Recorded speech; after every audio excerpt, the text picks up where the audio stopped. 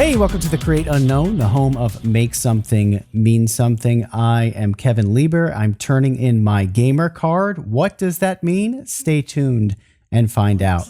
With me, as always, is Matthew Tabor. I don't even know what you're implying by that. I don't have a gamer card at all. So I have none to turn in. But I'm sad for you, though. It doesn't sound like turning in a gamer card is something I should be celebrating. So I'm going to start off by being sad for you. However, I'm very happy for somebody else. We've been just peppered with good news stories. And like I said last week, we're not like purposely trying to throw good news at the beginning of every podcast, but it just keeps happening. Rise bread has been around for a long time, years and years. And Rise bread has a silent grinding success story. We talked about that, how important it is to, instead of quiet quitting, to do some of the silent grinding. And if you do that consistently and you do it well, and you're a decent person to work with along the way, it's probably going to get you somewhere and get you somewhere good. So he's a young guy who has advanced to a pretty crazy degree with an industrial behemoth. I don't want to dox him and say the company, but it's a company everybody in the world has heard of. I own products by this company. They've performed quite nicely. But yeah, it's been really cool to see, to get an update from Rise bread that's just like, hey, I've been doing the silent grinding for a couple years and here's where I am now. And it is significantly ahead of where he started. So it's just, I love it. Yeah, it was great. And I really like that he used the term silent grinding too, like specifically, use that term as if it was, even just a little bit of a principle to remember, along the way, as this stuff takes forever to pay off, but it's paid off. And it is kind of strange how many things have paid off for people in the Create Unknown community in the past few months. It's like a lot of things are coming together for people all of a sudden, which is great, Something has come apart for me. And your life has fallen apart again. It has changed. Yeah, it will never be the same. So what is this? About 3 weeks ago now. I mean, we haven't podcasted in a couple of weeks, so I think it was 2 or 3 weeks ago.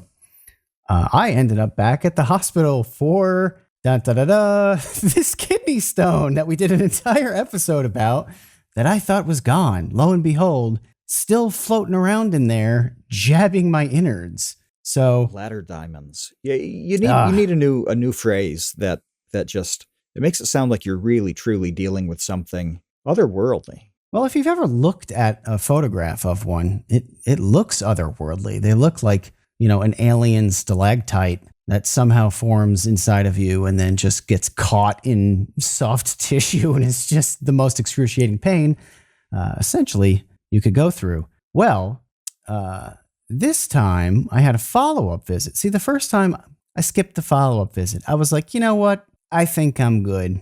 I don't need this follow-up visit. I'll just go on with my life, and everything from here will be fine. That was a mistake. Everything from here was not fine. I ended up having to go back, and it was sort of a fool me once, shame on you, fool me twice, shame on me situation. So kidney stone me twice. Was the first one though? Yeah. So who fooled you on the first round of kidney stones? This is what we need. We need a name that's amazing, and we need an enemy. We need a specific person in the world to blame. Well, I think I'll have to get to that. Story needs a bad guy. Yeah, that'll be part of the story, naturally woven into the narrative, because what happened during my follow-up visit was, well, the first thing that they ask is, what's your diet? So what are you eating? What are you drinking? Because not all kidney stones are created equal. They're not all diet influenced. You can have ones that are not diet influenced, but from what I understand, they typically are. And the weird thing, now that I had to learn all this stuff about kidney stones, is that the array of diet influenced foods that you could be eating to cause a kidney stone is wild. I mean, it's it's kind of everything. It's like, well, are you eating too much salt? Are you having too many greens? That was one of the things that she said, was that she's like, farmers who have all of this leftover produce in the winter, they blend all of their leftover crop and they make these like greens smoothies, and they just drink those like all day for months. That causes kidney stones. What? Well, I'm groaning here in the background because Conrad has put up a graphic in the episode chat that shows the range of the sorts of stones that can form. And it seems to fit with what you're saying, with many causes plus many different kidney stone outcomes. And all of it's horrifying. Literally every bit of this is awful. It is awful. And just looking at the pictures of the different stones is harrowing. It is absolutely mortifying knowing that that's inside your body. So, we went through my diet, and, I don't eat too many greens. I don't really have a high sodium diet, but you know what I did do with regularity that she immediately like set the alarm off was energy drinks. As soon as I mentioned that I drink at least one energy drink every single day and have for years, she was like, stop talking because that's what it is. And you're done. You, sir, are finished with your love affair of energy drinks. Oh, now I see no monsters. No energy drinks, monsters. No gamer card. Yes. Yeah. So I posted like a monster slurping Wojak in the tweet for this episode. I'm out. I am no longer allowed to be a monster slurping Wojak. It's over, gamers. Was there any explanation of what's in the energy drinks that's the problem here? Not really. I mean, she was pretty detailed in a lot of respects. She didn't go too hard into the science of like what's causing the oxalate or whatever it's called to form, and why it's not. It gets complicated really quickly because it's like, well, if you have enough calcium in your diet, then like the oxalate attaches to the calcium and it doesn't form. It just gets passed that way. And it gets really confusing really quickly. Another thing that's really confusing really quickly with this whole thing is like, you'll say, okay, so coffee causes kidney stones, right? So you look that up and then you get all of these different research reports that are like, actually, we found that coffee reduces kidney stones. So as far as I could tell, this whole thing it's not a total black box, but there's a lot of mystery involved, pretty much with anything involving the human body and medical issues. And this is, no exception. So about the only things that are truly predictable in my life cycle is like El Nino is going to come around every, 8 or 9 years, something like that. That always happens. The Olympics are every 4 years. It's going to happen. But every 2 years, there's a total 180 on eggs. And there has been, as long as I can remember being on the internet. So that's like 30 years now, where it goes from eggs are killing you to eat a dozen eggs a day. And like every 2 years, it changes back. Yeah, I know. I think the whole diet thing in general is just still such a mystery. People don't really know what's going on with people's different diets. So, or what the body is doing and not doing, and what people's, gut flora are like. I don't know. All of that stuff is like, it's very confusing to me. All I know is that in her medical profession, the general guidance, I guess for years, when it comes to someone showing up with a kidney stone, was to cut out coffee, tea, and sodas. That's what they started with, 30 years ago or whatever, longer than that. But today, she says it's energy drinks. She's like, that is like enemy number one on the wanted poster for people suffering from kidney stones. I wonder if it's a roundabout hydration issue, because it's so much, the more caffeine you take, the more diuretic business is happening in you, and the less hydrated you'd be. So you take that probably limited hydration, which most people are on the low side of liquid.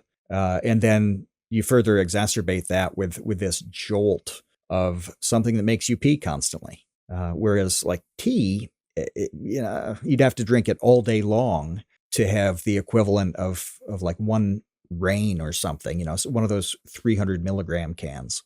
So I do wonder if it's the sheer power of the caffeine in an energy drink, as opposed to a specific ingredient in it. But what you listed off is truly all caffeine, isn't it?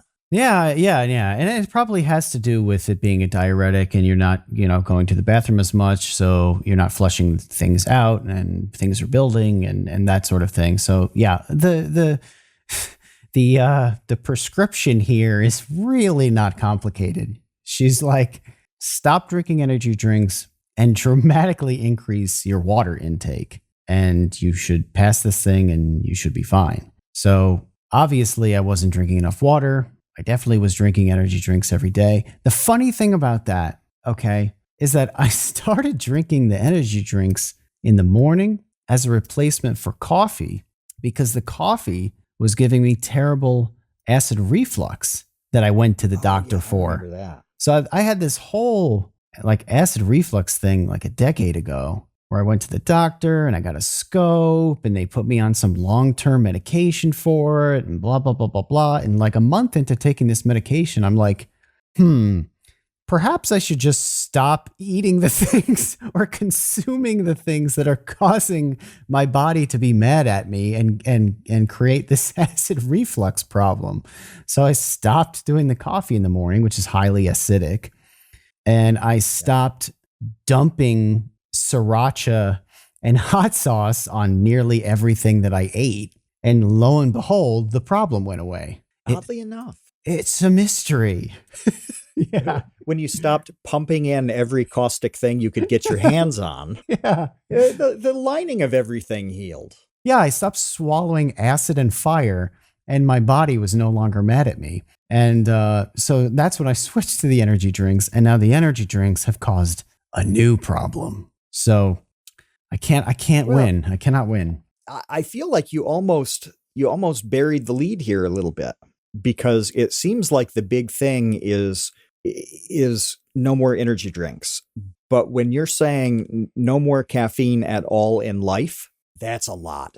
That's a big deal. I don't even know. I don't know how I would take that if the doctor said, no, you just can't do this anymore. Well, so here's like the rest of the story. So it's a sad story that has a happy ending because I feel so much better. I feel so much better and I'm so much more productive now, not guzzling the energy drinks every morning.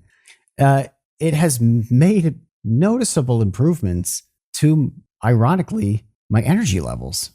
How long did that take to kick in? Because there's no way that the very next day after you get this diagnosis and treatment plan from your doctor, you woke up feeling amazing. There's no way I would believe that. You shouldn't, because I didn't. The next day sucked because I was going through caffeine withdrawal and I had like a persistent thumping headache that did not go away until really like the second day. I think by the second day, the headache was gone. But yeah, that first day, 0 caffeine, it felt like it was like a hangover feeling, just dull, throbbing, annoying headache that was my body adjusting to or really craving the caffeine that it was used to. And I couldn't give it to it. But every day, virtually every day for years, I have crashed painfully hard around this time right now that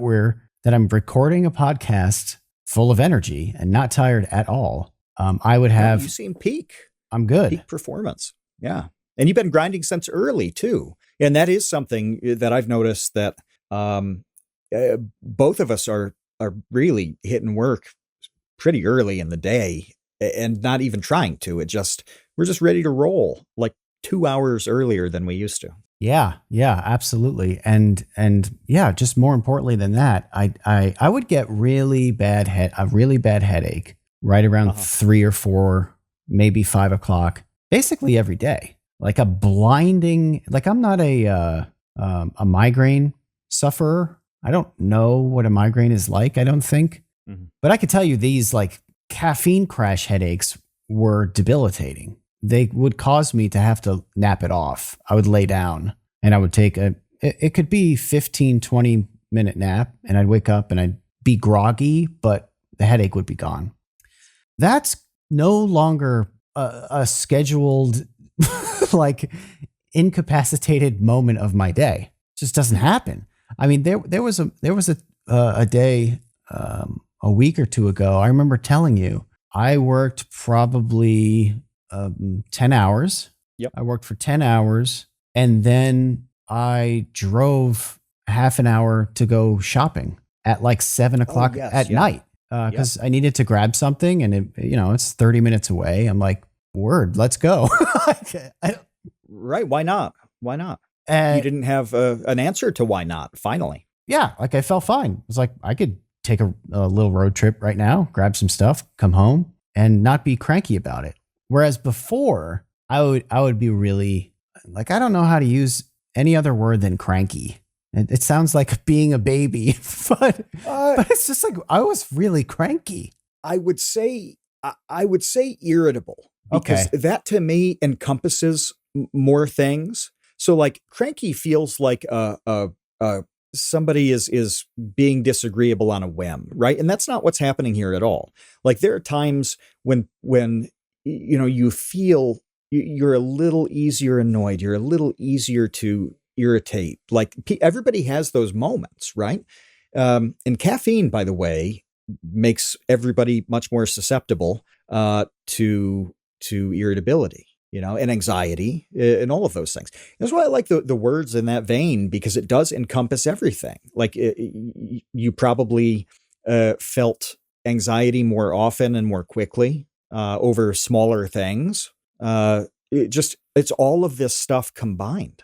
Yeah, right. Like a little thing would be like monumentally annoying and I would just kind of shut down. And now it's like, yeah, that's fine. Like, let's roll. Yep. So the checklist here so far is, well, hopefully no more kidney stones. Well, that remains to be seen. I do have to go back for another scan in a couple of weeks to see if the thing's gone or not.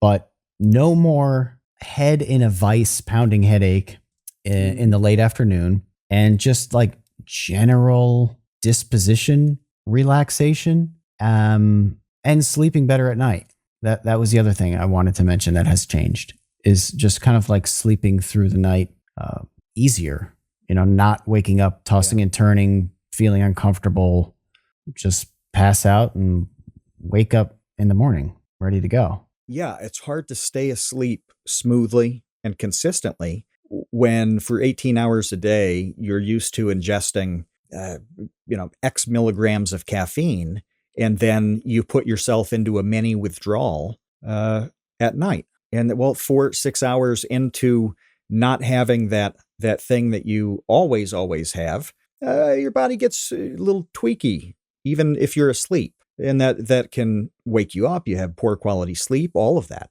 So the way all of this grows like one of those cartoon snowballs rolling down a hill is really crazy. I want to say two things here, because now I remember what we were talking about a while ago that led to you wanting to talk about this today. And I have my own little tiny thing ruins life story, But first, Michael Pollan wrote a book about caffeine a couple years ago, and it's really interesting. It's very short. I remember listening as an audiobook, and it was like, a few hours or something. But the subtitle of it is how caffeine created the modern world. And I remember this part of the book where he's explaining how it developed in terms of evolution in the first place. And it was a defense mechanism by plants to keep animals from eating them.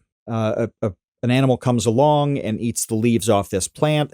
It gets a weird buzz, and then it stops. Eating those plants. But this is why it stuck in my mind like 4 years later. It is deliberately I want to say designed by evolution, but it is the way it is now, deliberately weak. Because you'd think, well, if you want to deter animals, why don't you make a poison that just knocks them dead? Eat my leaf and it's over for you, and then no more leaves get eaten.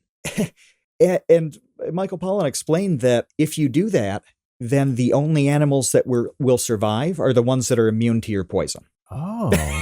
And I'm like, oh, well, you're going to get more out of a really light poison that makes everybody feel a little uncomfortable buzz, which we like caffeine, but animals probably don't. If it's weaker, if it's too weak, then it doesn't matter and you get eaten as a plant. But if it's too strong, you're weeding out precisely the people who will eat you. And that was a mind-blowing kind of thing to realize. And when you think of caffeine in those terms, that this is something that has been perfected to be a disruptive poison that is just enough to make you tweak, but doesn't go so far unless you massively overdose it to actually cause damage. I go, okay, this is really hard to control. I told you this at the time. I sincerely believe that the most dangerous drug in the United States is caffeine. Most harmful, not most dangerous, but the most harmful. It's obviously not because people ingest caffeine and then go homicidal or suicidal or whatever. I think it's the sheer number of really tiny things that happen because of too much or too little caffeine. I think a lot of fender benders happen, particularly in the mornings, because people are in the low point of a caffeine cycle in their lives. They're not quite there. Same with at night. They're at a low point. They could be too jacked up and miss things. And you miss really little things. So I drank an energy drink on Monday. I hadn't gotten the mail on Saturday. So I went out in the morning, like 11 o'clock, I guess. It wasn't the morning, to get the mail and also to bring my empty garbage can in because that gets picked up on Mondays. It's going to be the same trip. Garbage gets picked up right near my mailbox, whatever. I walk out, get the mail. I got into what I'd received in the mail. I'd gotten a couple little packages. I'm like, oh, hell yes, I can go in and open these up. Totally forgot. I totally just didn't bring the garbage can in. And that's the type of little mental slip up where your focus gets too focused on the immediate thing. That stuff happens just from a normal amount of caffeine. So I do, I think a tremendous number of lapses and bad judgment of all kinds, not even physical danger type kinds, but you say the wrong things when you have too much caffeine or too little. You get those memes that hang next to the live, laugh, love artwork in a kitchen, where it's like the cat with the crazy hair. It's like, don't talk to me until I've had my coffee. Oh, yeah. Yeah. So this is a real thing. This is a real thing. And it took you, I don't know how long you said, a week or whatever, to get it out of your system, deprive yourself long enough to have your body not expect the injection. And when you got past that, it's like, oh, okay, life just unlocked. This is how it actually is supposed to be. It's insane. I don't know what you've been sipping, but you've got it all wrong. It's time to commit to the leaf. We've embraced the smoothness and surprising pick-me-up that tea provides. I literally drink it all day long, nearly a gallon a day, and it powers me through research, script writing, and forums on websites that I refuse to name here. But we don't drink normie NPC tea. We drink cultured and refined anime tea from the Dragon's Treasure. Kevin still likes the gunpowder green called Space Cowboy, and I've sampled nearly 40 Dragon's Treasure teas at this point. Lately, I've been slamming black teas like Kentucky Bourbon and liquefied Berserk Despair. Scottish Breakfast is deep and peaty, and I smooth it over with Sebastian's Morning Earl Grey, which has the best vanilla cream taste I think I've ever had in a cup. Give me a pot of that with a hot meatball sub from Sal's Pizza and Brooks Barbecue Chicken to wash down my last meal on death row. I highly recommend the sampler packs. You'll want to try everything just like I did. I literally have not had one tea that I wouldn't be happy to reorder. The Dragon's Wings membership fuels new tea experimentation, and the Tea of the Month Club provides a regularly scheduled surprise. And when you order from the Dragon's Treasure using code CREATE, you'll get 10% off your order. That's 10% off using the code CREATE at thedragonstreasure.com. The link's in the description. Yeah, it is really weird, and I'm not like suggesting. I'm not like now an advocate, like a no caffeine advocate or anything like that, But yeah, but I never would have stopped doing that if I didn't have this gigantic problem. Like that's another thing. Like, and this is just like a human being thing. Is like in a lot of instances, you're not going to make a change until things are so bad you have to. They force the change. Yeah. You know what I mean? Because you can always just ignore it. And I couldn't ignore it anymore. And sure, I've seen, YouTubers be like, I'm no longer drinking caffeine and here's my experience. And wow, I'm sleeping so much better. Whatever it is that they say. And you're like, yeah. Buddy, I love energy drinks. They are delicious. I like trying new ones. The different flavors, the marketing of it is so stupid, and I enjoy that. Like, what is the C4 that you've been drinking called? It's called like frozen bombsicle. Frozen bombsicle. Yeah, no, I've got one here that it's the best tasting energy drink, I think. Rain orange cream is probably the best, but that's a preference thing. It's hard to take this fruity bombsicle flavor and compare that to orange cream. But it's in the top 3. But the marketing and the branding of energy drinks really gets injected into my like grew up in the 90s. Everything is over the top, wacky, extreme vibe. Like the energy drinks still do that, right? Not a lot of things do that anymore. When we were kids, that was like, gosh, you look at some of the old ads just for like Sega Genesis and whatever, Game Boy, and they're insane. Yeah. They're so vulgar and ridiculous. Everything was raw. What was that? There's an ad for the National Guard, and now it's like you can become a leader with just 2 weeks a year and 1 weekend a month. It's like become a leader and serve your people. And get some, GI Bill money and this and that. And I saw this ad from about 1985. It's a full page ad that was just like, kill Russians in this helicopter. It's like, oh my God. It's like patrol the border and keep everybody out. And it wasn't in like Soldier of Fortune magazine. No, it was in like National Geographic. Right. But it was just a really intense sort of thing. So yeah, it's like the toys were downstream of that. The kids stuff was, but everybody was quite a bit more intense. Yeah, it was really intense. Yeah, the 80s were really intense and over the top. And I'm just saying, like the energy drink space is still like kind of a space where you can be over the top, extreme, very stupid, call your drink frozen bombsicle. Like that is idiotic. And I absolutely love it. I love all of that stuff. And I look forward to finding new ones and the whole like culture, for lack of a better term, of being a fan of energy drinks. I really like, but I'm out and I have to be. I even liked the subplot in Role Models with Paul Rudd, where they're working for an energy drink company, and like I don't know if it was Paul Rudd or the guy who played Stifler. I forget his name right now. One of them was in the suit of Sean William Scott, I think.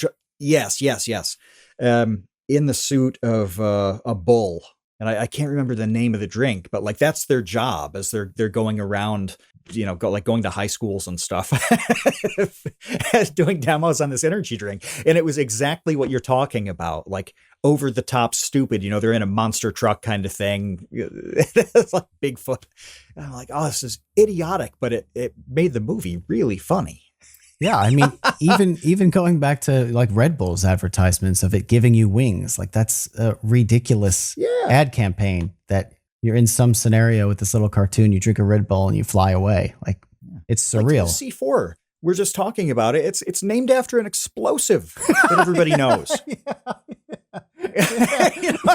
The plastic explosive energy drink. Yeah. They all go from on this range of like extreme nuclear fuel to like a paramilitary, like lightly paramilitary drink. It's crazy to me. And they will sometimes, have a name that's like ball exploder. And the name is something that you would never want to put in your body. You wouldn't want to do this ever.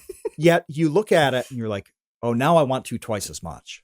Yeah, it's very much the meme of like guys will look at this and just say, hell yeah. Like it's that. Yeah. It's that meme is all of energy drinks. Do you remember Full Throttle? Which I don't know if that exists anymore, which was like the biker energy drink. It's like this energy drink is for bikers. It's just so cartoonish, the whole thing. I'm surprised there was never like a pirate one. There probably is a pirate one, a ninja energy drink. There's everything. Well, so you mentioned how much you liked kind of testing them. I loved getting the poorly regulated off-brand energy drinks that were made in other countries. And in Poland, there's this can, I can't remember the name. It was just Tiger something. And it was thin and small like a Red Bull can. It was like 30 cents. I go to the corner store and get a can of, Tiger fuel, whatever the hell it was. And it was just awesome to try this thing. And I look at the label and it was, bottled like 3 blocks away. I mean, it was as janky as it could get. And I'm like, I love this. I love everything about this. Yeah, I could never resist an off-brand foreign energy drink. Yeah, Tiger piss. It could have been called that. I would have been like, I'll take a case. Yeah, I will invest in your company. Yeah, that did happen a lot too, where they aren't marketed internationally because they're such small operations that they would often be only in the native language. So you're really just looking at the can and the artwork on it and the colors they use and how many lightning bolts and like, attacking lions and things are on it. All you know is that it's an energy drink, and buying that like a grab bag where the kids have blind bags now. That's quite popular, isn't it?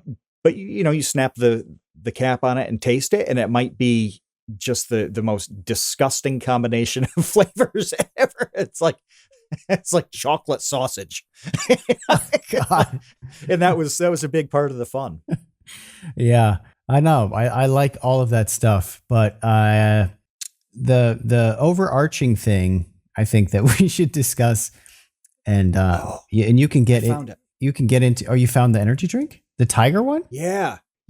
What is it called? It's really popular. It's called Tiger, and that's it. Oh, this is not the can that I remember, but look at these loud colors. Like the episode chat was talking about clothes in the 90s and just all the colors.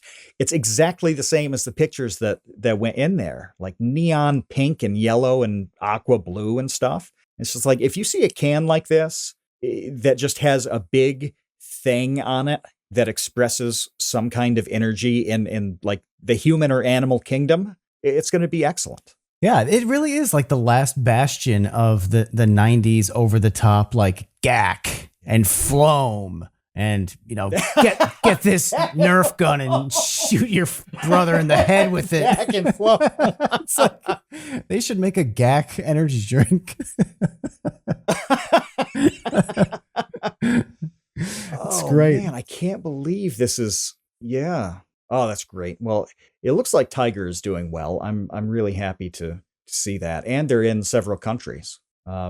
Yeah, there were a bunch of janky ones in India. That's really, when I think of janky energy drinks, I think of some of the things that were on the shelf in India. And that was good. Now, okay, so are you going to have one now and again? So like drinking a can of Monster every 3 months is not going to harm you. No, it won't. No, Are it you won't. going to do it? I might. I might. But like I was buying them by the case before and drinking them, every day. Like that will never happen again. Instead, and this is really very exciting, I bought like a 64 ounce glass water bottle that I fill up and just drink that throughout the day, because that's my new life. Is I'm Adam Sandler in The Water Boy from now on.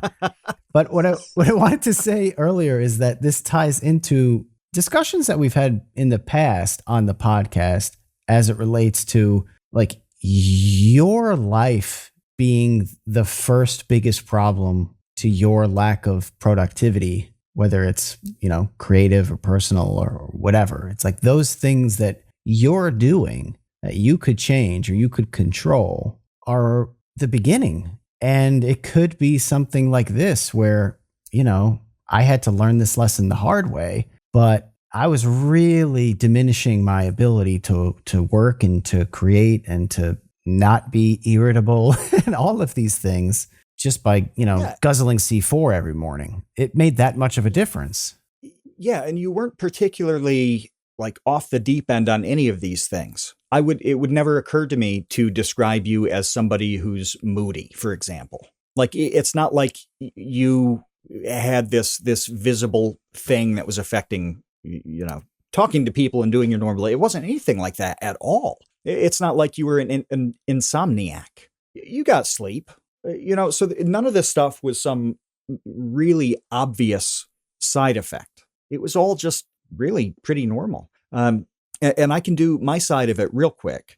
So weeks before, maybe a month before, I guess sometime in January, I stopped taking a prescription that it was given to me for sleep. Now it wasn't Ambien, because I know people have had lots of problems on that, and it was very effective. So I took it for so long. I didn't feel weird. I didn't at all. It did what it was supposed to do, where it keeps you asleep as opposed to knocking you out. And that's all I needed was to sleep through the night. Well, I stopped taking it. And instantly, I mean, like 48 hours, all sorts of things changed for me. One of them was my appetite got normal again. I've been eating a lot of food for a long time. I don't eat bad food because I don't buy bad food. And here's a tip. You can't eat what you don't buy, but you can eat too much good food, more calories than you need and at a wonky schedule. And I was so hungry at night, much more so than I ever had been in my life. My scale shoots my weight to an app in my phone. So I opened that up and looked to see how my weight had changed and when. And I basically gained 25 pounds immediately after going on this pill. Wow. And this is the weird thing, because my life is as boring and consistent as it gets. Nothing changes. Like, I've put pictures of my grocery cart in general chat before. You guys literally know what I eat. And it's like 3 things. So everything is the same. Every workday is the same. There's no variation. So how do you all of a sudden put on that amount of weight? Well, you have to be eating more. It's that or like a crazy pituitary problem or something, which it wasn't. All of my blood tests and scans and stuff had come back normal. So all of a sudden I have a totally normal appetite, which means my energy is consistent and smooth through the day now. I don't have I don't have jolts from eating so much and then crashes when I don't. Which, if you're young and don't feel that's normal, but it's happening anyway, even though you don't feel it. Your pancreas is doing what it does. But as you get older, it's a little easier to feel those changes throughout the day when things like blood sugar rise and fall. Yeah. Well, 2 days later, I have my life back. It wasn't even something that was destroying my life. This pill did make me sleep better, and I obviously benefited from more sleep. That was the whole point, and that part worked. But my appetite got seriously out of whack, and that did damage in many other areas, all sorts of areas. Well, now I sleep fine because I eat fine. Any of these things tend to cause like 3 problems for every one they fix. And the question is, do the problems matter? And they usually don't at all. Or they can be counteracted. This gives me headaches. Well, I up my water intake and I'm more hydrated and I don't have headaches. Okay. But it really was mind-blowing to see how a very small change had a tremendous effect on everything. I get up now at 6 without an alarm. My alarm is set to be like the latest acceptable time I can get up and be ready to go at 9. And I am up like 2 hours before my alarm naturally every day. I go to sleep at a normal hour to wake up at that time. I feel exceptional. It's nuts. And I think of all of the downstream effects of things like fatigue and irritability and just all the things that we mentioned. Well, that stops you from doing a lot of things. You don't want to sit down and write for an hour when you're feeling annoyed. You don't. And it would be bad if you did. So when your mood is all over the place, you're not going to do the thing. You're just whatever that thing is. Or you do a thing that's compatible with that mood and you end up doing way too much of it. So, for example, being annoyed and mowing the lawn is fine. Something like repetitive that lasts for a couple hours, like mowing a lawn, is actually a very good way to temper annoyance and being upset and this and that. But you've really got to be available to do what you want to do and what you need to do all the time. Mm-hmm. Absolutely all the time. And I really think that a significant, if not like the overarching problem with almost everybody I know with the thing they're trying to do is their lifestyle. It's themselves. It's hard to even talk about that because it varies from person to person. But there's probably something that you can sort out in your life that's going to unlock whatever it is you need to do. And even if it doesn't, you'll know it's not you. So this is my strategy on all the medical things where before, so I had to explain this to my doctor. It's like, before we do X, Y, and Z, I want to eliminate all possible interventions that I can do. So like before I go on this painkiller, I need to, boost my core strength and lose weight and all of this stuff that would put me in my best shot of not being in pain. And then I see how much pain is left. If it goes away, problem solved. If it doesn't, I know that I truly have a pain issue that needs this medication. You can do this with everything. You eliminate all those things that you can control. Well, you gain control of them as opposed to eliminate them. You get control of that. And then, well, what's left, you know what you're dealing with. Well, that's exactly what I did with the acid reflux problem, which, once I solved that on my own, I just felt like such an idiot for but I loved hot sauce and I really like black coffee. I like those things. So I didn't want to give them up. Mm-hmm. But that was the same process where you go to the doctor, you get the scope. All right, here's what's going on. Here's this pill. You have to take this for the rest of your life every day. I'm like, really? Why don't I just stop swallowing acid and fire all day, every day? And that will solve the problem without putting a Band-Aid on it. It'll close the wound without the Band-Aid. Yeah, if it didn't, you would know something else was that you really needed wrong. To take that pill. Yeah, right. Something else was going on. Yeah, then it's like, okay, I know for a fact that this is the intervention that I need. Mm-hmm. This is an entire episode that is extremely important and probably the most important thing. And it's the difference between motivation and discipline. But what bothers me about this whole topic is that I never see, wake up and, I still crack open my energy drink every morning. It's the first thing I do. Actually, I get up, I walk to the bathroom. I turn on the heater in this room so it can warm up before I need it. Go back to bed, open up the notebook, crack Fitmiss. That's what I'm drinking now. Fitmiss. It's a fantastic energy drink. I'm not the target market, but I do like the taste. I'll open up Twitter or something, just see what, ease into the day that way. And there's always something that's external, that's a problem for people. This is happening to my views. This platform stinks.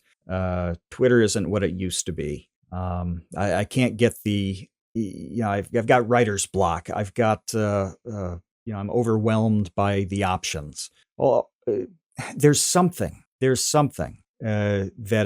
is external to the person. And nobody ever says anything like, well, I have poor quality sleep because I drink Bang all day long. And because of that, I wake up feeling bad. And so I need to drink another Bang to have energy to get through the day. And in this cycle that goes on for weeks and months and years, I never really have time to make YouTube videos. I never get around to this other thing, or I'm struggling to get through the work day. It's like, okay, have you maintained a physical body that gives you your best shot to get through the workday? You don't have to be a bodybuilder. Like, it's not anything crazy. It's not doing sometimes something as little as, drinking coffee. And it does depend on the person and the type of things they're trying to do. We're talking in terms of coffee and energy drinks, but that may not be a factor for somebody else, may not affect them. But something else certainly could. The reason I'm not sure if the distinction between motivation and discipline is the most important thing is because personal relationships compete with that in terms of importance. And that's the other thing, like taking care of your life, having friends that are good for you, having friends that don't suck and sap every bit of energy you have, dating people, marrying people, whatever it is, who are good for you. You can only do so much with family. You have to, work with what you have there. But is that something that's helping you or harming you? Well, all of these are mostly things that you yourself can respond to, right? You ultimately have control over what you eat. And I am oversimplifying that. I know it's more complex than that. You don't have to watch too many episodes of My 600-Pound Life to understand how sincerely difficult it is to regulate something as normal as eating. People who have all the help in the world directly focused on them are still usually unable to crack this. So I recognize that. But for most people, you have a tremendous amount of control over what you put in your mouth, when you do it, when you go to bed. Nobody's forcing you to watch Netflix until 3. You have a lot more control than you think. We want to help you make something and mean something. And we say that phrase all the time because when you're making something and you know it means something, even if it's just to you, that's when you feel pretty good about what you're creating. The support for the Create Unknown in recent weeks has been incredible. Animators, artists, musicians, YouTubers, aspiring filmmakers, comedians, it is crazy how talented everybody in this community is. Consider joining the Create Unknown Patreon. Every dollar that comes through goes straight into the podcast and its community. That means more highlights videos. It means a big Minecraft project that's on the way. And eventually we'd like to manufacture custom piss bottles so you never have to leave your battle station. And being a patron unlocks participation in all of our live recordings. You've seen the roster of guests we've had. Having access to their minds is a unique opportunity. You can go to patreon.com/thecreateunknown or click the link that's in the description. Every little bit helps and your support means absolutely everything to us. Patreon.com/thecreateunknown, links in the description. We appreciate you, Space Cowboys. Yeah, and it comes down to a question. Well, two things. One is that you might just not be aware. I mean, I certainly was not aware of how badly the energy drinks were affecting me. Like, I didn't know, and I really liked them. So why would I stop doing that? I really like this thing. I thought that sleep medication was fantastic. That it had really improved my life because it fixed my sleep problem, which it did. So I was aware of the wrong thing. You say it's hard to be aware. Sometimes all the evidence points to the complete opposite. Right. Like, it's even worse. It can be even worse is what I'm getting at. Yeah. And what I'm getting at is like, it could come across as like, hey, you need to take stock of like all of the bad choices that you're making. It's not that simple. It could also be, there are hidden things that are going on that are, like you said, a paradoxical situation where it brings you joy. You really look forward to it. You love this thing. And it's really a net negative. It's really a net overall in the grand scheme of things. This thing that you really like and has a lot of positive attributes on your life. And that could be a net negative and you don't even know. It's just hidden. And that's a tough thing to definitely discern what those things are. But they could exist is the point. They certainly existed for me when it came to energy drinks. And for you with the medicine. Oh, sorry, go on. No, just also for you with the medicine, not knowing like, well, if I just stop taking this thing that's helping me sleep, my life is better. That's weird. Yeah. As hard as this stuff is to untangle, and it truly is. I see, especially on the food side, all sorts of people around me have different dietary needs based on their physical and life circumstances. So I see the different challenges that each of them have just on food alone, and how that affects their life. So for example, one person I know is trying to lose a significant amount of weight for their body, whereas another one is desperately trying to gain probably 15 pounds, but can't consume the sorts of foods that would make us gain it in 2 weeks. We could, we have all of these options here. Well, with all these allergies kick in and sensitivities to certain things, then it's actually very hard to consume enough calories to gain that amount of weight. So it's hard for everybody, and I get all of that. But as difficult as it is to untangle, it is infinitely easier than untangling anything else in the world, anything that's outside of your direct control. There are a lot of reasons why I wound up doing the stuff that I did. And part of that was, I'm trying to describe this accurately without going into it. I didn't have academic affiliations that would have made my path easy back in the day. Well, I still don't have them. Well, is it easier to try to beat my head against that wall and build up a degree of success without those qualifications, or to do it somewhere else? I'm very happy applying all these academic things in other venues where that didn't matter. Well, me working with the one thing I could control is a lot easier than changing the system. Right. I don't like the system any more than I did. I don't think that it's any less wrong-headed. I just don't put my energy into that. It would be very easy to do that. And that's another big Twitter feed thing, is it's just constantly like, this shouldn't be this way. I'm fighting it. I'm resisting.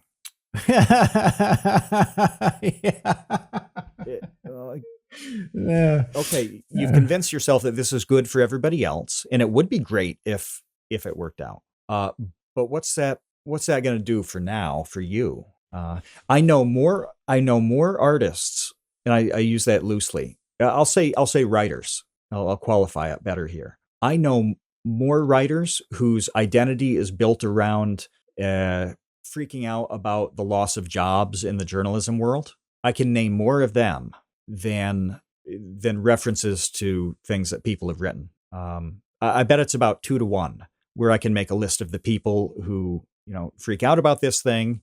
And it doesn't mean they're wrong. I mean, I'm not saying that it's unwarranted for them to take their action and take their stances and all of that. But I'm not saying their work as much either. And it would be great to say, this guy is a fantastic sports writer. He's also really active with, with like putting this union together or something.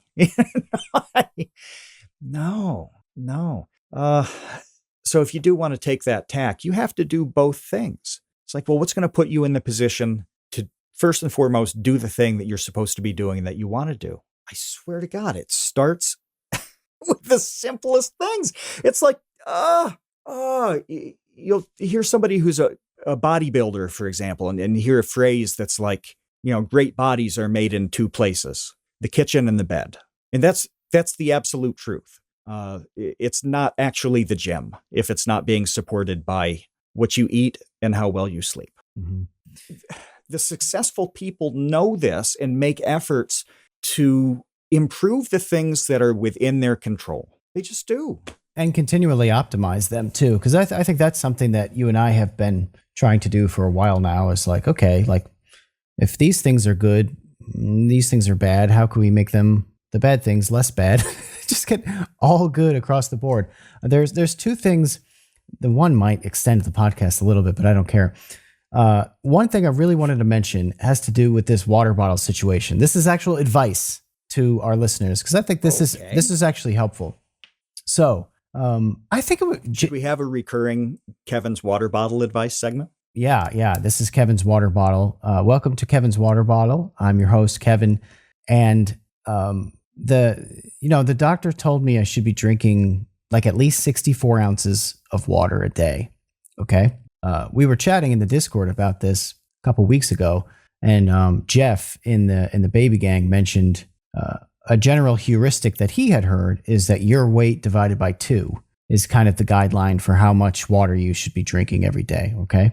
So that's an interesting guideline, I think, to keep in mind. It's like whatever you weigh, cut it in half, drink that many ounces of water a day, and you are a well-hydrated mammal. Yeah. Your weight in pounds, by the way. So for the euros and other Right. people, if you're dividing your kilogram value and then like taking a teaspoon of milk a day and calling it good, no. So this is your weight in pounds. Yeah, not your weight in stones or whatever you use where you're listening. That's right. All the English people are going to be having like 5 ounces of liquid a day. Yeah. And on their deathbeds, they're going to be shaking their fist at Kevin Lieber for putting them in this mess. Right. As they look like a shriveled raisin from never having consumed any water their whole lives. So my actionable advice on this and how to drink more water is to get a bigger bottle. So I had been drinking out of a water bottle that was probably 16 ounces. I would guess. It doesn't have a measurement on it, but I would guess it's about 16 ounces. Okay, well, now I have to refill that 16-ounce bottle over and over and over again all day to get to 64. That sucks. So I just bought a bottle that's 64 ounces. You just fill up that big fat baby bottle in the morning, plunk that on your desk or carry it around with you. I mean, depending on how you work and where you work, this might be a terrible option for you. But if this is a good option for you, this is what I would suggest, because now you just have this one thing that you're drinking throughout the day, and it's just not inconvenient, and you don't forget because you can see the level at which it's at. And just yesterday, at like 7 p.m., I was looking at my bottle and I was like, I blew it so far today, and I need to catch up because I did not drink nearly enough water. And I can visualize it. I just look and I'm like, I'm way behind on my intake here, so I need to up my game. Okay, here is the sidebar that I wanted to talk about. This is the extender. This is the extender because I don't want to let this go another week because it's the funniest thing, which was this hysterical and fascinating Twitter thread that I sent to you about DoorDashing breakfast. Oh, so yes. It was this guy. I don't remember what his tweet, what the OP post was, but it was something about how ridiculous it is. His neighbor or something he sees every day, picking up like a coffee and a breakfast sandwich or something on his doorstep from DoorDash. Okay. Right. That was definitely the premise, is somebody habitually getting a coffee and a bagel or something every single day. Yeah, every single day. It wasn't like a one-off thing when you're hungover, so you're laying around and you're like, I really need a breakfast burrito, and you just order it. It wasn't that. It was like, this is part of this person's routine, is to DoorDash breakfast. Now, the replies were a firestorm of people. The wrong thing to say. Oh man, it is so entertaining to see all of the replies and all of like the fascinating circumstances and like hypothetical situations and rationales and reasonings and things that are wrong with the world or wrong with themselves that lead you to needing to DoorDash your breakfast every day. Yep. Now, the first thing to me that's really funny about this is that breakfast is so cheap. It is insanely, it is the cheapest meal of the day without even a close competitor. like lunch is destroying breakfast on price, and then dinner's higher than that typically for most people. I would say on average, wouldn't you say? So I'm the wrong person to talk about this with. No, well, you're the right person in terms of being like particularly to the penny analytical about meal costs. So that's why I wanted to talk to you about it, because then yes, absolutely. Yeah. Yeah. Because this person who's spending $20 every morning on some coffee and like a bagel, whether it's cream cheese, I don't even care if it has an egg on it. Okay. I'm sorry to interrupt, but how much does it cost? And maybe somebody in the episode chat knows this because neither of us are DoorDashers.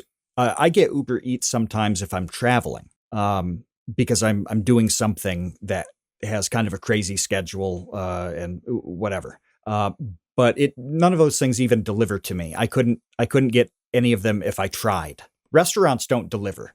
There was one that did like 2 days a week and then they quit before I could even order. So I've never had delivery come to my house.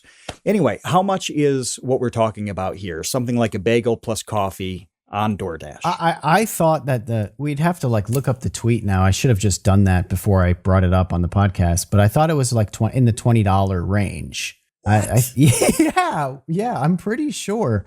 Maybe I could just look in my messages and find the actual thread. But I thought we were talking about $20. Okay, no, the OP, the original post does not mention a price at all. I think I got the $20 from people's replies. Yes. Okay, all right. So I didn't make up $20. One of the replies here, okay, says that. Actually, sorry. Let me just read the original post now that I have it up. It says, I'm constantly seeing people get DoorDash breakfast as I leave my building to walk the dog. Like one bagel and a coffee delivered. This is insane, right? Unless you're disastrously hungover with no food in the house, ... question mark. This has 8.5 million impressions. So this thing like really freaking like lit a fuse under people. And now I'll get to the $20. So one of the replies is, if I'm in meetings from 8 to 11, I value the extra 20 minutes of sleep more than I value the $20 to DoorDash. So there's your $20 breakfast guideline. Are you $1 a minute sleeper? This sounds like an infomercial. Hi, yeah, are you $1 a minute sleeper? There are some things in this world that are $1 a minute. Almost all of them are illegal or highly regulated, and sleep isn't on the list. That's nuts. I mean, yeah. But she's replying to coffee and bagel with the figure of $20. So let's just throw in that it's like some kind of more elevated coffee drink that's more expensive, and some kind of breakfast sandwich that's more expensive. Like fine, plus the delivery fee or whatever it is. You get to $20. All of that. You get to $20. Yep. Okay. Now, what would it cost in your estimation to make that to make that at home? Coffee and a bagel. Right. Is your coffee like Keurig pod, or is it? Sure. Are you brewing your own? Sure. Let's go with Keurig pod, which is like a more expensive way to do it, I'm sure, than just a big bag of it. And I'm going to round here for simplicity's sake. Keurig pods you can get for 20 cents, 100 for $20 roughly on Amazon when they go on sale. Good ones. So that's 20 cents. If you have a bagel, egg, and cheese sandwich, cheese, some onion, you can do this, all of it together for 75 cents. I was going to say 75 cents.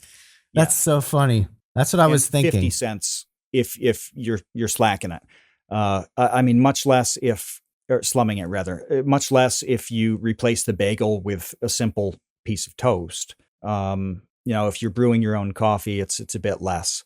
So the range I'm going to do here on high and low is a generous 50 to 75 cents. And it's going to taste good too. This is for something that has to be some food that you're happy with. It can't be coffee that's disgusting. It can't be a breakfast sandwich that you have to choke down. Like, no, every one of these pieces has to be legitimately appetizing and acceptable to you. And that's how you can do that for 50 to 75 cents. Yeah. So I was thinking like even to give it overestimate it, give it a generous like $2. Okay. Oh yeah. You could ball out. You could make a $2 one for sure. Like get like nicer, bigger bagels, whatever it is. Sure. Even at $2, which is, I think, the high end of what you would be paying for a pretty awesome breakfast. You're putting salmon or something on your bagel for $2. Yeah. $20 is 10 times that. You're talking about 10 times. It's not twice as expensive. It's not 3 times as expensive. It's 10 times the amount of money to just do it yourself. Yeah. And making coffee is pressing a button if you have a Keurig and it's dumping grounds in, a Mr. Coffee and filling, the pitcher with water. That takes 30 seconds. Right. There's not much to it. It's not laborious. And making a breakfast sandwich could take a while, like depending on how wild you get with it, but it could also be very quick. So you toast a bagel. What does that take? 2 minutes? Well, mine takes 6 minutes. They take 6 minutes. I make 2 at a time, and I do it in 6-minute cycles where I will cook up to 10 or 12 at the same time. And then in the minute it takes me to assemble the thing, and then I've got like 5 minutes to do something in the kitchen, like washing the dishes or cleaning or whatever. So I'll spend about half an hour. I'll make a week's worth of breakfast sandwiches for me, some for my mom that I bring to her, and I'll get the kitchen clean as I do it. So when I break down the per day on this, I'm getting a ton of stuff done for what comes out to like 2 minutes a day. One of the craziest things in this thread was someone complaining about not being able to afford groceries to do this themselves. And I was just I don't care where you live. I don't even know. You're doing it wrong. Yeah, I'm like, I have no idea what you think things cost. But I assure you, it's not $20 to make one single breakfast sandwich. It's not possible. It's not possible. You could spend $20 and get how many breakfast sandwiches out of that? A dozen? Oh, yeah. I mean, you can buy a loaf of bread, a dozen eggs, a thing of cheese. You're clocking in at like $9 for that. And you would have, almost 2 weeks of breakfast food. But people really hate this, and Conrad's really hate posting it. some of really the, hate the it. comments. We are in the vast minority on this topic. Like no one is on our side here. Everyone is against us. They are, and this is why I don't ever talk about this stuff, because I know what it's like to eat on zero money, and I've done it, and I still do it, even though I don't have to in the same way that I used to. It is totally possible. When I was in the best athletic shape of my life, I was doing it on no money. When I say no money, I was living, and I got to do the quick thing here. I was living about 70% below the established poverty line in the United States. So that's an actual number, because it's a number that's used to determine eligibility for things like SNAP benefits, EBT, food stamp-ish, etc., Section 8 housing, all of that stuff. I was living 70% below that standard, and I had no problem getting the food that I needed to build my body up to the best place it has ever been in its life. I had a high protein, low carb diet with a reasonable amount of fat. I was in excellent shape to where when my brother saw me after, I hadn't seen him in a long time because I was living on the West Coast, and he came out, and right after I saw him, he's like, "Are you on steroids?" Oh my God. It was a half joke. He wasn't actually accusing me, but visibly, I was in very good shape at that time. And I was doing it on pennies, absolute pennies. Oh, in the actual guy who made this thread responded to the $20 DoorDash girl that I read, and said that he makes exactly the same meal. It takes him 3 minutes and it costs less than $1. It's exactly what we said. Is this my burner account? Have I just been exposed? I know. I just doxed you. Yeah, that's a big part of it, though, is being okay with repetition on food stuff, because then you can buy in quantities that are significantly cheaper. If you just eat what you want to eat, it's going to be very, very expensive.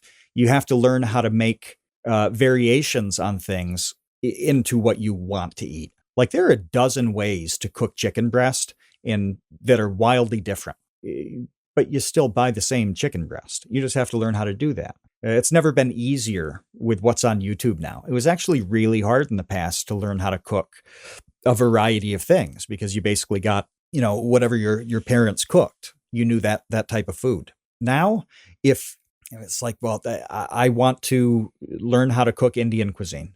You can be set up with a step-by-step tutorial of the highest quality in the world for free in 5 seconds. Mm-hmm. You just have to put the time and effort into doing that. But no, nobody is sympathetic to any of this stuff. And I liked his replies.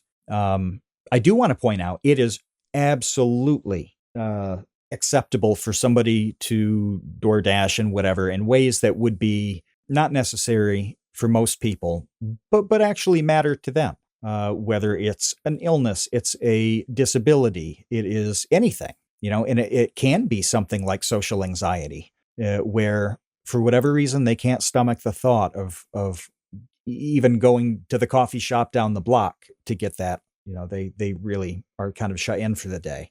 This stuff happens, whatever. Those are the exceptions to the general rule, though. And DoorDash is not succeeding on the backs of those people.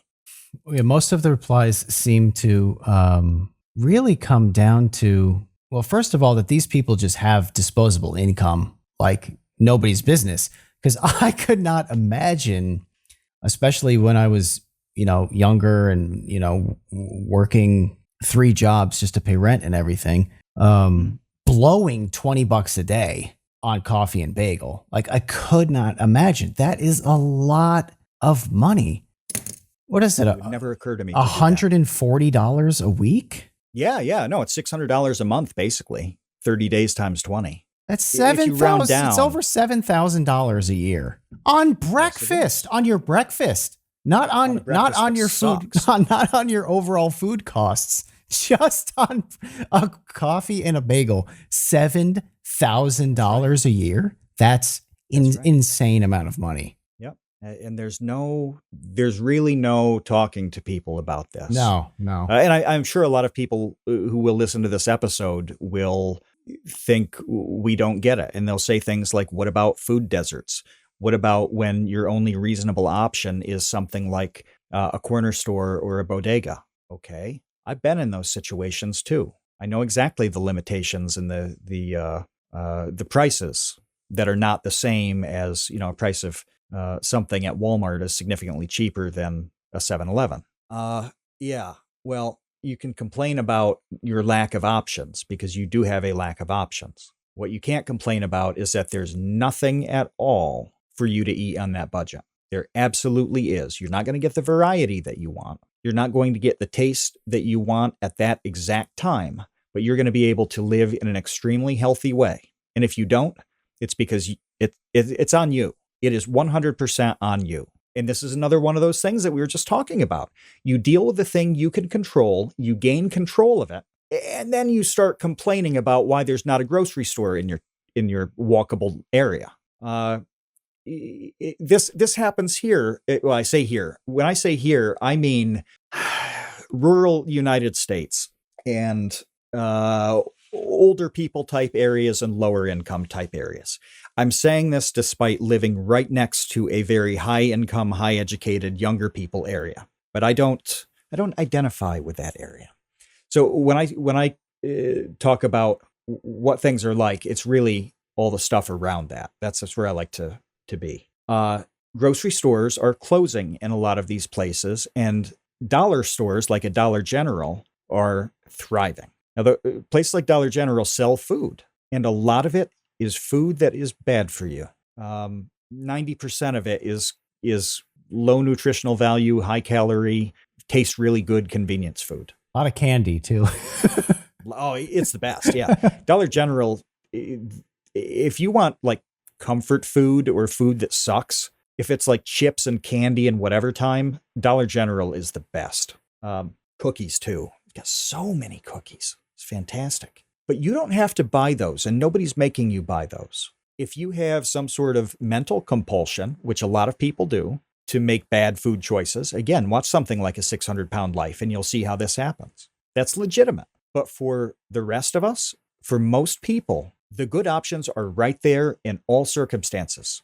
You choose them or you do not choose them. Nobody's making you buy shit food at the bodega. Buy some vegetables and fruit. Buy literally anything where the label checks out and isn't pure garbage for you. Go to Dollar General, and I don't know if this is universal. I assume it is, but they have a small refrigerated section and they have a frozen section. Well, in the frozen section, you can buy a frozen pizza where you can buy a 1-pound bag of broccoli for like $1.50. In the refrigerated section, you can buy any kind of milk. You can buy eggs.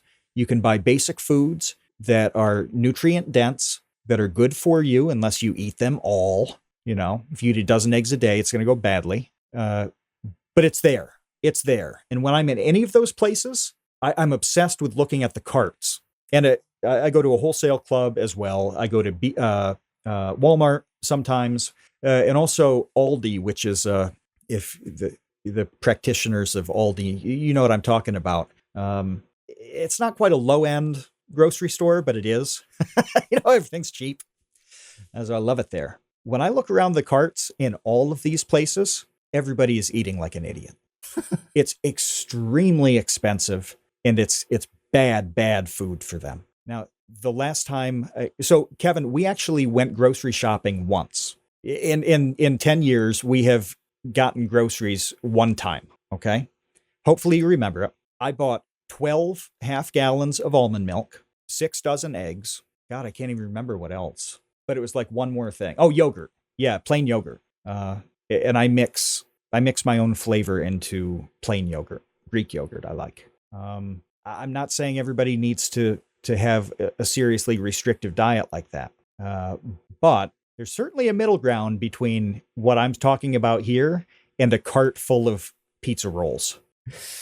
Well, that's not even what I found so fascinating about the thread that I mentioned, which had to do with the $20 DoorDash breakfast, was just the visceral, angry reaction. Like, how dare you, sir? So upset. How dare you even hint at the fact that my behavior is suboptimal? Why don't you get off your high horse with your cost efficiency and your quote unquote better way to live, whatever it was. But that's really what it came down to. It came down to how dare you insult me for living the way that I'm living, when it really wasn't that. It was more just kind of like, this is strange. This is a strange behavior. Does anyone else agree? And everyone was like, no, we don't agree. This is how this is how we live, and it's okay.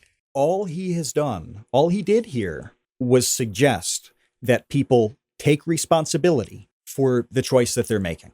That's it. That's it. I mean, yes, he calls the coffee and bagel thing insane. Like, that's a judgment. Whatever. That's how he kicked it off. But in the replies, he's generally saying you need to take responsibility for these choices. And if somebody says, I want to sleep 20 more minutes and I'll pay $20 to do that, well, that's their choice, and that's okay. Yeah, fine. And that person did take responsibility for it. Right. They know that that's where some of the money they earn is going. And for whatever reason, that trade-off is really good for them. Like, I'm happy here. But the people who get angry tend to be the ones who are allergic to the concept of taking responsibility for how you play a situation. Yeah. It's a very funny one. There's a big difference between I go to the corner store for my groceries and I have to get this and that because that's what the responsible choice is. And I'm really angry that I'm penned into those choices and I don't have a real grocery store to go to. That is a legitimate gripe. You've taken responsibility for the situation and you're pointing out a problem. That's awesome. Freaking out about how you have food deserts and can't do anything about it. Well, you'd better be making those great choices yourself. And by the way, a thing came out not that long ago that compared the personal choices between people who had all the choices in the world versus ones who were really restricted in those food desert type areas. Yeah, guess what? People did the same shit when they had all the choices in the world. They chose the same things because that's what they wanted to do. They got what they wanted, right? A lot of times it is as simple as that. You can say, well, they only want those because they've been trained up to live this lifestyle. They don't have the nutritional education or something. Okay. Surely that's a factor. A lot of people do not realize that very healthy food can taste excellent, like shockingly good. They sincerely don't know that. And, that's an excuse. But what if it didn't? Wouldn't you still eat the thing that was very, very good for you and important for your life, even if it wasn't the best tasting thing in the world? Things like Big Macs are amazing to me. I love fast food more than anybody I know. I love it so much that for Christmas one year, my brother went around to all the fast food restaurants that were in a nearby city because I never got there and I didn't have any money. And he bought like the signature item from each one, like the Big Mac from McDonald's, like a Whopper from Burger King, and put it together in this big box. And that was my Christmas present, was so I could put those in the freezer and pull out fast food when I wanted. That's how much I love fast food. But eating a Big Mac every day is not compatible with anything in my life right now. So I don't do it. Well, we can just circle back to, I don't do energy drinks anymore either. So, you have to make sacrifices in life. I haven't bought a bottle of sriracha in like 10 years. And, Sorry. I don't know why that made me choke. I just haven't. Them's the breaks. All right. Thank you everybody for hanging out with us. It was great to see you all. The episode chat, by the way, had a field day screenshotting replies to that Twitter thread about the $20 breakfast. So I hadn't seen most of them. It was awesome. I'm glad that they enjoyed that. All right, everyone, we are out of here. We, if you want to support the show, go to patreon.com/thecreateunknown. And thank you to all of our patrons. Until next week, we will see you, Space Cowboys. Thanks for listening to The Create Unknown. We make this show with the support of our patrons. 100% of that goes directly to keeping episodes going every week, and the recent support has been amazing. Sidpoke, NRM, Venture Addicts, Weezergood, you all really do make this show happen. Thank you to the Tots and Dumpster crew, old and new, who save tiny little lives every month. Thank you to our grizzled, battle-hardened child infantry. Clemente de los Santos, Dan the Latch, Demetrius Andrews, Erica, Farrakhan, Jen Mefasanti, Kevin Menard, Mikhail Steinke, Monahim, Natsu, Penny Peddler, Risebread, Ryan Kinder, Samuel Manser, Sean S., Sean Malone, and Tom Vidioger. And a tremendous shout out to our elite baby gang commanders: Atrocious Guff, Kat, Dojangles, Graham Robertson, James Gallagher, Jeff Davis, Orange Vanilla Coke, Patrick Pister, TCU's personal pilot, Andy, Ryan Carroll, Baseweight, Vinthos, Yeetus Deletus, Jonas Walter, Nathan Robinson, Chelxies, and of course, Trevstead. You are the elite. Thank you as well to our indentured servants, producer-editor Ben Webster, Minecraft mogul Laterman, Discord kitten wrangler Conrad, and producer emeritus Dan Yoshua. Thanks to Baseweight for use of Created in the Unknown for the opening theme. Thanks to Electro Voice for giving us mics to sound good on top of it. And a special thanks to Main Gear for powering all of our PC endeavors. The Create Unknown is an Unknown Media production in partnership with Studio 71.